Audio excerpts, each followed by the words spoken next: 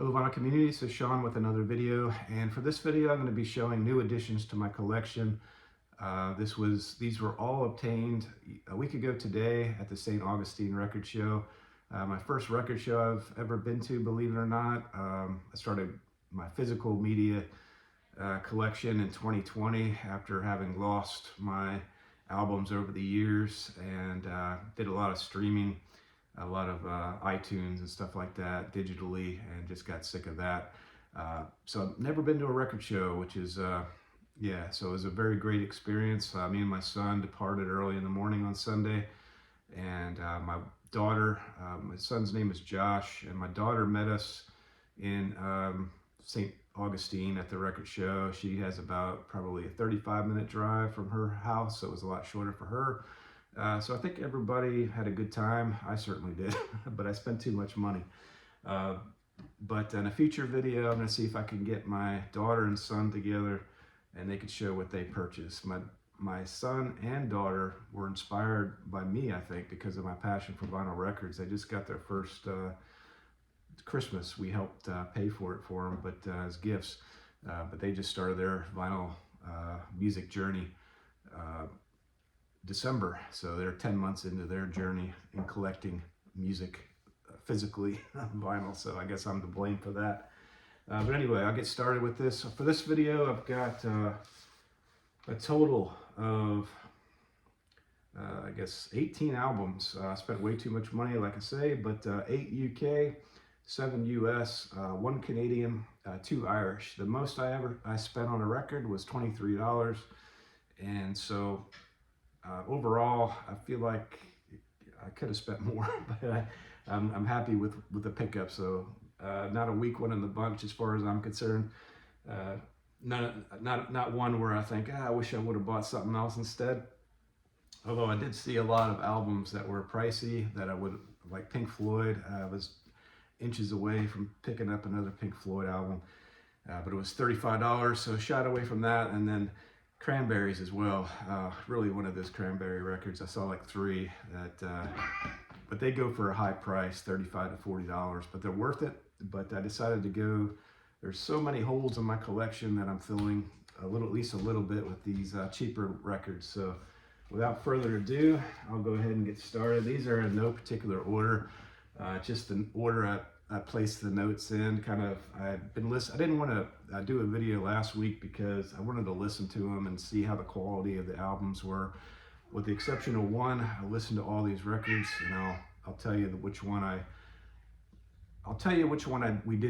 didn't listen to in this video. All right, so without further ado, get started on this. First album I'll show is Mr. Mr. from 1982, American band from Phoenix. And this is my, I guess, second album from Mr. Mr. And this is, I guess, the one everybody knows, Welcome to the Real World. And all the songs that you've heard of are on side 2 of this album. And the Kyrie, Broken Wings, Kyrie, all from side 2. I want to say it's side 2 anyway.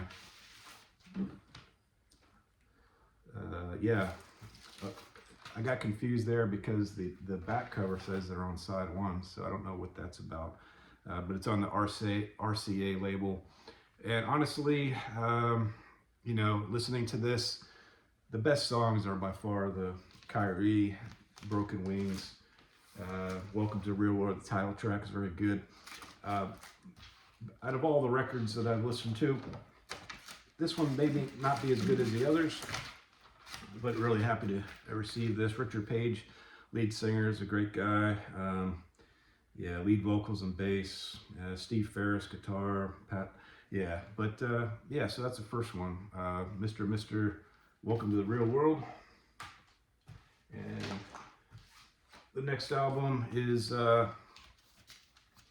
Rush, Grace Under Pressure. And I think this is I want to say my 5th Rush record, I believe. And I think this is the album that started their journey into synth, much to Rush's fans' chagrin, at least some of them. But I love the synth in the Rush albums, so this one really is a great album for me personally. This one was $15. The Mr. was $8 that I picked up. But this Rush Grace Under Pressure 1984, their 10th studio album. 19 total studio albums from Rush, and of course from Toronto. And yeah, this is the first album that wasn't produced by Terry Brown. It was produced by the band themselves and a guy named Peter Henderson. So, and then Steve Lillywhite was supposed to produce this, but he backed out to to do Simple Minds at the time. And this is just a great album, and I love this album to death. Distant Early Warning, Red Sector A, The Enemy Within, Kid Gloves is just awesome song on this, and just a great album, I feel. It's Rush, Grace Under Pressure. All right, and then so we got also Dolly Parton. Got this mainly for my wife, but I like a good Dolly Parton song from time to time. I was searching for the greatest hits that was issued, I think, in the early 80s, but I couldn't find it. But this one is also sort of a greatest hits. It's the best of, but it's a very early record. As you can see here, I paid $18 for it. And it's got Mule Skinner Blues, which I guess was, this is the one record I didn't listen to. I'm waiting for my wife to listen to it with me. But yeah, I guess this is, it's in great condition. I don't know if I'll pull it out, but yeah, I won't pull this one out. But anyway, that's Dolly Parton, best of. Okay, and now back into my wheelhouse is, this is the only sealed record I bought at the show, and this is Love and Rockets, self-titled, from 1989. And this one went for $23. I felt like that was a fair price. And fourth of 7 studio albums, formed in Northampton, UK. And this has got the singles Motorcycle, Rock and Roll Babylon, No Big Deal, and of course the song that everybody knows, So Alive. This is just a great album. It fits right in with my Express album that I have. So it's my second Love and Rockets album. Definitely want to get all their 80s albums in due order in a short period of time, I hope. But yeah, I love this one to death. Love and Rockets, self-titled. And this one is, of course, a reissue. And that just came out, I guess, maybe 2023, I want to say. But just custom label, black vinyl. All right, and I did get some steals at the show. I don't know, the steals I got were from the same vendor, and I'll point out the other vendor or the other steal I got when I get to it. But the first steal was definitely this Lloyd Cole and the Commotions, Rattlesnakes. My first Lloyd Cole album that in my collection. Seen many people show this in the vinyl community, and always loved Lloyd Cole. I have several on my want list, and I finally filled a hole, at least getting started on his discography with he's also got Lloyd Cole that's not part of the Commotions, but I think this is one of his most well-known albums, either solo or with the Commotions. And so this one is, came out in 1984, I believe. I believe this album's from '84. Yeah, so he's from a British band that was formed in Glasgow in 1982, and got this for $5, and it plays really good. A little bit staticky in between songs. You can hear some surface noise, but for $5, usually it goes for $25. I just looked on Discogs. That's the going rate for this album in good condition like this. And so yeah, Perfect Skin. That's my cat. Disregard. He sounds like a demon when he does that. But Perfect Skin is got to number 26 in the UK. Forest Fire got to number 41 in the UK, and the title track Rattlesnake. Hush. Rattlesnakes got up to 65 in the UK, or it didn't chart as well at 65 in the UK. Come on. So yeah, that's Lloyd Cole and the Commotions, Rattlesnakes. Speaking of Commotions, he just entered the the video. So, all right, and then the next album I'll show, I gotta speed this up. This is a lot of records to show. Hopefully my cat will cooperate. Felix is his name. I don't know if I said that, I probably did. But Boomtown Rats, The Fine Art of Surfacing. I feel like Boomtown Rats is not one of my all-time favorite bands, but I get all these Boomtown Rats records for like $5 a piece, and this was like $5 at the record show. It's my third Boomtown Rat Records album, and this is their most well-known. It's got I Don't Like Sunday, or I Don't Like Monday, right? I Don't Like Mondays, yeah. And Bob Geldof is, of course, the lead singer, and it's an Irish new wave band formed in, this album's from 1979. I believe their first album was maybe 1976. They have 7 studio albums. This is their third, and this peaked at number 7 in the UK charts. And yeah, this music just kind of makes you smile. I feel it's not, by the time you get to the end of the record, you're ready to take it off. But there's some great songs, and then there's some that aren't so great. I find that with all the Boomtown Rats albums. But I gotta say, Mondo Bongo I like a lot better than the critics do. So I don't know if this beats Mongo Bongo, if I'm saying that right. But yeah, a worthy addition to my collection. Very happy to have it. All right, so then a 12-inch single, Tears for Fears, Pale Shelter. Tears for Fears, formed 1983 in Bath, England. Of course, Roland and Kurt. And this, I can't find this one on Discogs, this particular version. Yeah, but other versions that are the 12-inch single feature Broken on side B, but this one has The Prisoner on side B.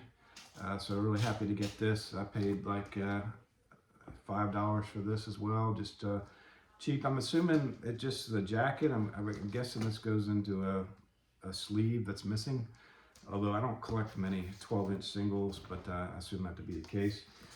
Yeah, so that's Tears for Fears, one of my favorite bands. All right, and then I did really well getting this album, I feel, at a good price. This is only $8, Fine Young Cannibals, self-titled. You know, they only have 2 studio albums. This is their first of 2, and this is the one I wanted more than the second album. This one's got Johnny Come Home and Suspicious Minds, and I guess the, what is the other one called? The Raw and the Cooked. It had She Drives Me Crazy and another song that was very popular, like I'm drawing a blank on. But these 2 songs are my favorite from the band, Johnny Come Home and Suspicious Minds.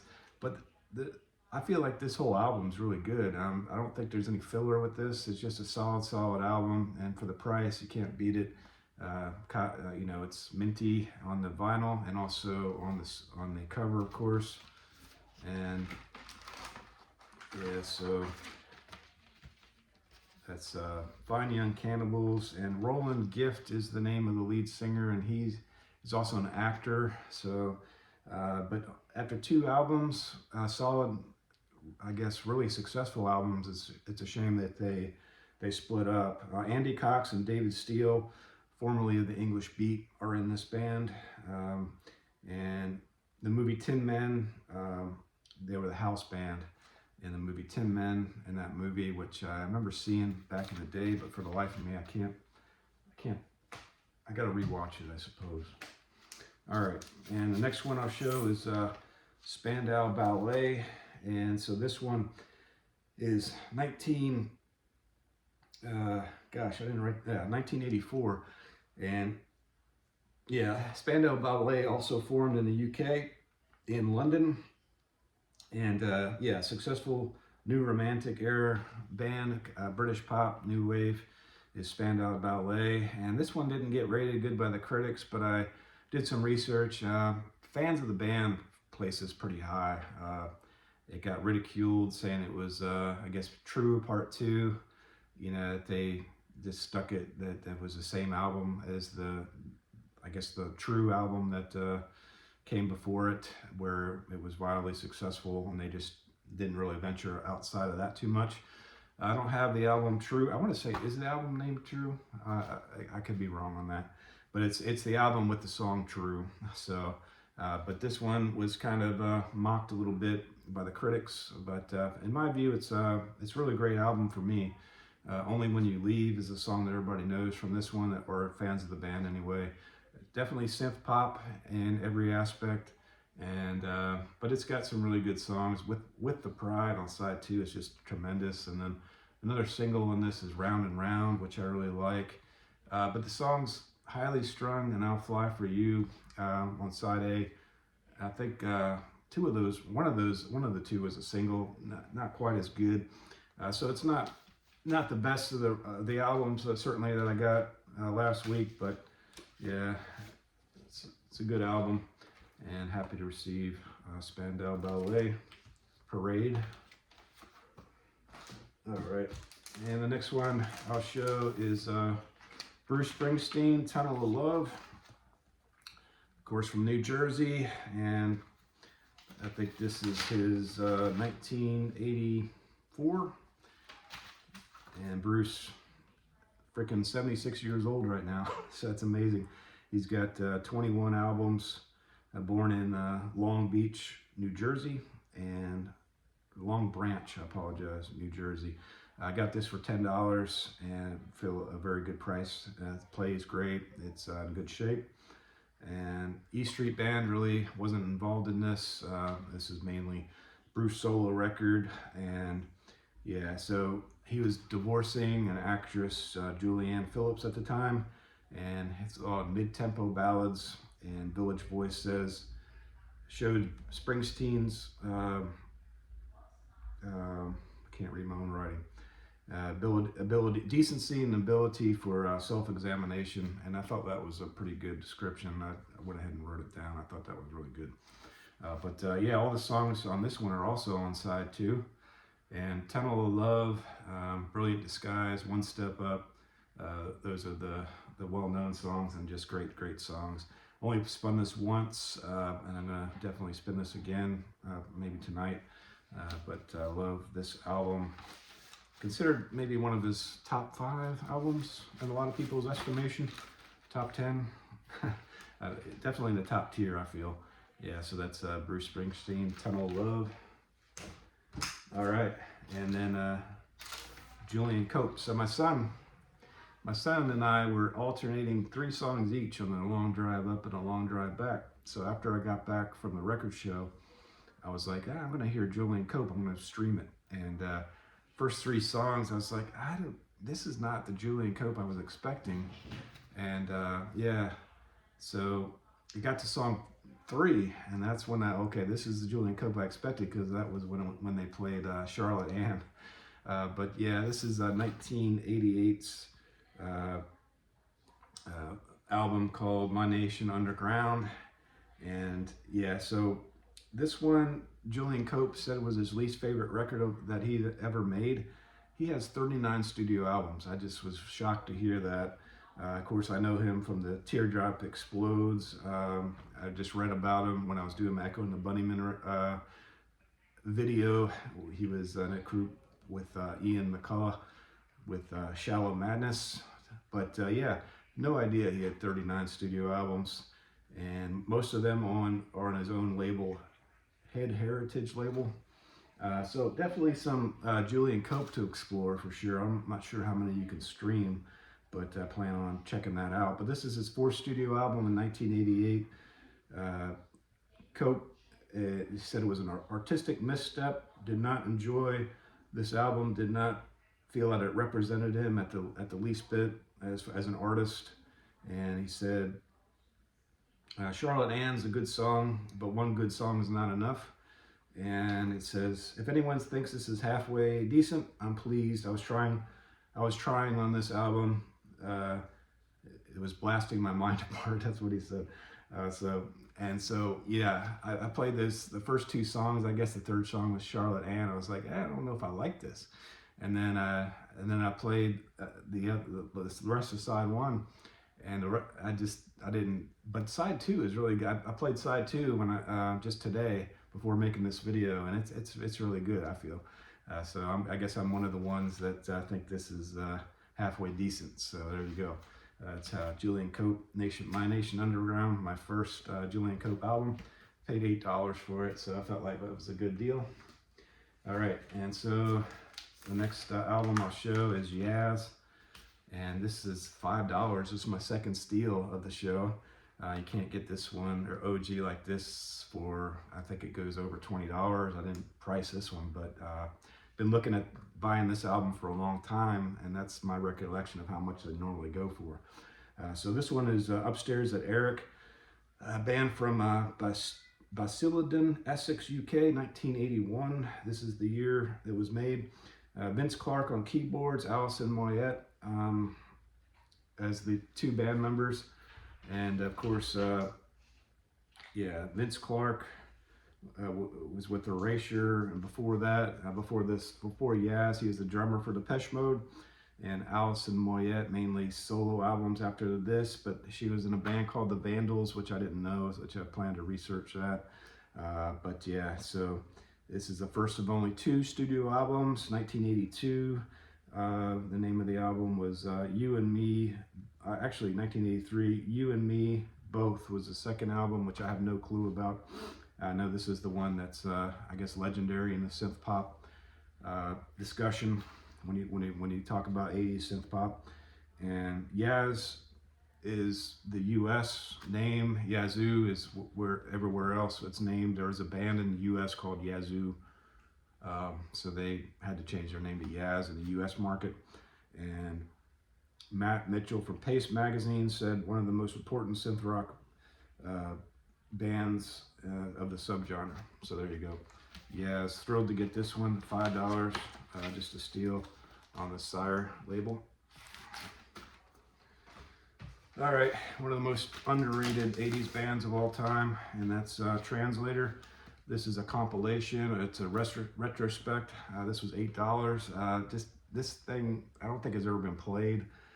Just a great find on my part. I was so excited to get this when I saw it.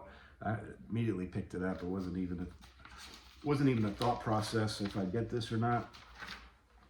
Yeah, so Everywhere That I'm Not, a retrospective. And yeah, so originally called, American band formed in Los Angeles, but they're known as a San Francisco, my cat, that's Rocky, my cat. Yeah, so yeah, San Francisco band formed in Los Angeles, and new wave alternative rock from the 80s. Steve Barton on vocals and guitar, and also Bob Darlington, Larry Decker, and Dave Sheaf on drums to give the band members their due respect. And I think this is my fourth album from Translator, and so I have most of their albums, and it's on the 415 Records label. And I'll show a picture of the band that's on the sleeve. And yeah, there's the band members. Like I say, criminally underrated. Just great band. If you like 80s alternative, you'll love Translator, I feel. And it's got liner notes of their thoughts on their career from each band member. The lead singer of this band is Steve Barton, and he's got some solo albums, which I had no idea prior to researching this video, that are on CD, which I plan to try to seek out. Yeah, just love this underrated band from San Francisco, Translator. All right, and it's a lot of records to go through, but thanks for sticking in. Yeah, so the Mighty Lemon Drops is my next album. This is my second most expensive album that I paid for, so it's $20. And this is a limited edition, I believe 1,100 copies only. It's a record store day from a couple years ago. This is their last studio album. I think 1991 was the original date. Originally formed in 1985 in Wolverton, UK, close to Birmingham. Originally called the Sherbert Monsters, which that's a great name. But Mighty Lemon Drops is also a great name, so I don't know why they changed, but either name is a good sounding band, I feel. Yeah, Fit the Fifth studio album. If you like Echo and the Bunnymen, they're compared to Echo and the Bunnymen almost negatively, I suppose, thinking they're just a knockoff of Echo and the Bunnymen. But if you like Echo and the Bunnymen, Julian Cope Teardrop Explodes, I think you'll like Mighty Lemon Drops if you're not familiar with the band. This is probably their most least known album, I guess least praised, but this is my only colored vinyl I picked up in the bunch. There's the sleeve. I haven't switched it out yet, but there's the sleeve. And yeah, this is the only pressing on vinyl, and it doesn't go for much. I mean, $20 for a record. This is the only pressing on vinyl, and only $20. And I looked in Discogs. It's not like I got a great deal. You can get it elsewhere for $20. But I guess it's on like a tannish. It's a nice little colored vinyl, I feel. And as far as songs that stick out, I haven't really determined. I just know it sounds good. I like each song. I've always loved the Mighty Lemon Drops. It's largely unfamiliar album for me personally. I had Mighty Lemon Drops growing up. Two albums I had growing up, but I never had Ricochet. I don't even remember listening to it since it came out in 1991. I was focused on the 80s Lemon Drops. Okay, getting toward the end here. And the next one is Grace Slick and the Great Society. I guess it's just the Great Society, but I love Grace Slick. I've been streaming her a lot. I was previously working on like an idea to do a video in 1980, which I abandoned. But I listened to her 1980 record where it's got the cover in purple, where she's, I forgot the name of it, but yeah, I really enjoyed that album. I was surprised how good that was when I didn't get any acclaim at all. You know, Grace Slick from Jefferson Airplane, of course.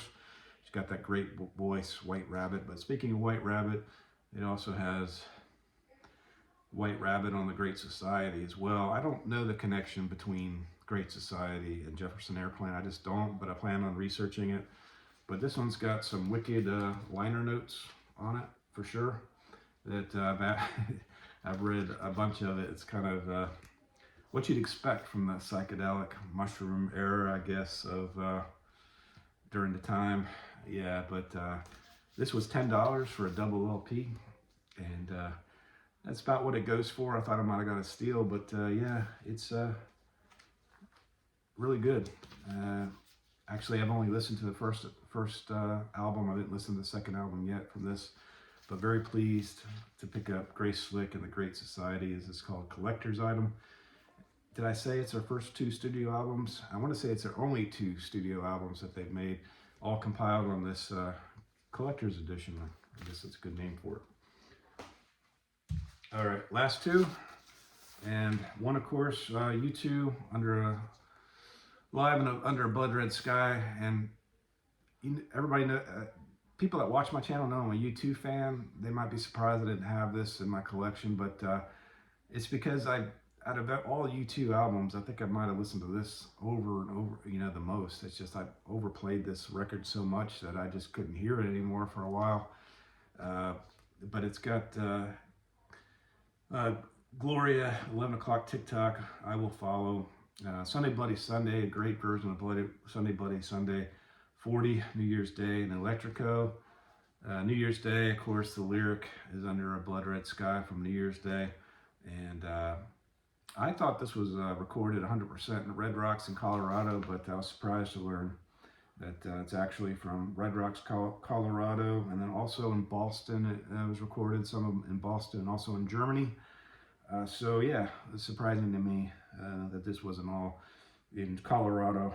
Yeah, and so there's a reissue in 2023 on Record Store Day that I was going to pick up, but I saw this at the St. Augustine show, and I just decided to jump on it and got it for $10, and happy to receive it. All right, and then the last one, which is on my turntable now, maybe my favorite. I don't know. All these albums for me are really great, but Wire Train and The Chamber is the last one I'll show. San Francisco band, also 1982, formed in 1982. This album's in 1984. Initially, this band was called the Renegades, and then they changed to a better name. Unlike maybe the Mighty Lemon Drops, they changed to a better name in Wire Train, and toured with Big Country, one of my favorite bands from the 80s. First of 6 studio albums, and there's also a second single on the second side. No, it's the second single off this album. Everybody knows Chamber of Hellos. That's their most well-known song of their career. People think they're a one-hit wonder. I guess it's partly true with the Chamber of Hellos, but I'll Do You is the second single off this one, but I guess it didn't do anything. Yeah, so I guess that's it for this video. I was planning to do a second video. I picked these up on Whatnot for $5. I'll still do a second video with new pickups, but I'll show these real quick.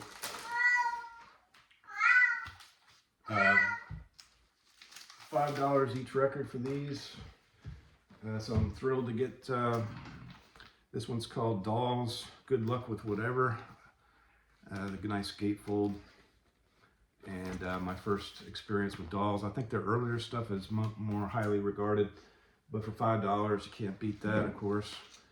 Melissa Etheridge, wife loves her, I like her. So Medicine Show, Melissa Etheridge for $5 and Whatnot. Can't beat it. New sealed records, you know. And then this Sun City has been on my want list for a long time. $5 sealed. So yeah, pick that up as well. So yeah, Sun City. All right, well, thanks for watching. If you watch this far, if you want to, subscribe. If you want to give a thumbs up, any comments are responded to, and I appreciate everyone that watches this, and thank you.